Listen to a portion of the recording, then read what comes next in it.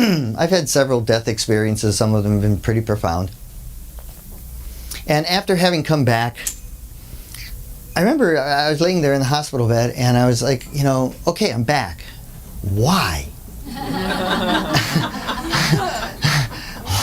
What's going on here, And so I got, as in Joe Marcella typical fashion, get real super analytical and kind of chop it all up into these scientific la la la la. But I started looking at, what's the function?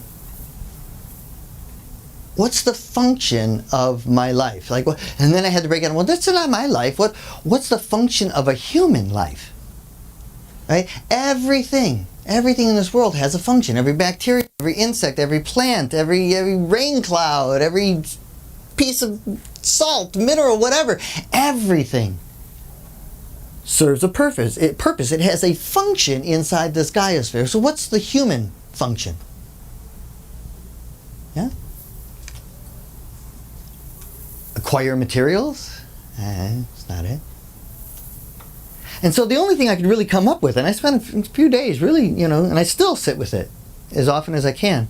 But the only thing I could come up with for myself that was even halfway reasonable was that the human function, or my function, the only purpose, the only function that humans have on planet is to uplift and nurture all life.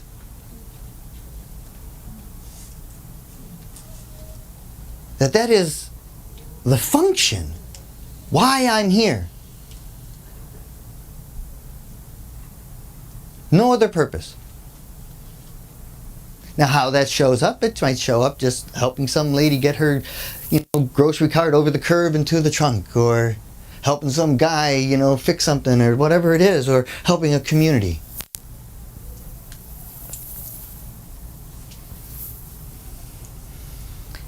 Now the reason I wanted us to really touch that centered space is because when you're acting from there, it is almost impossible to have a personal agenda. It is almost impossible to see anything as not part of yourself.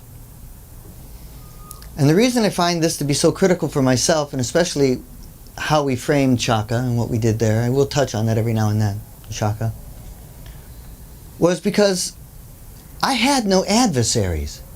I wasn't against anyone. They didn't have an enemy. Monsanto is not my enemy. And early on, Bruce and I talked to various kapunas and kahunas, and each in their own way said that especially in the Hawaiian culture, you can't be against anything, you have to be for something. So it lined up with my own life's purpose in that regard. So I was never against anything. I was for the protection of the keiki and the aina, to ensure that was occurring. And I believe that was something that everyone could relate to.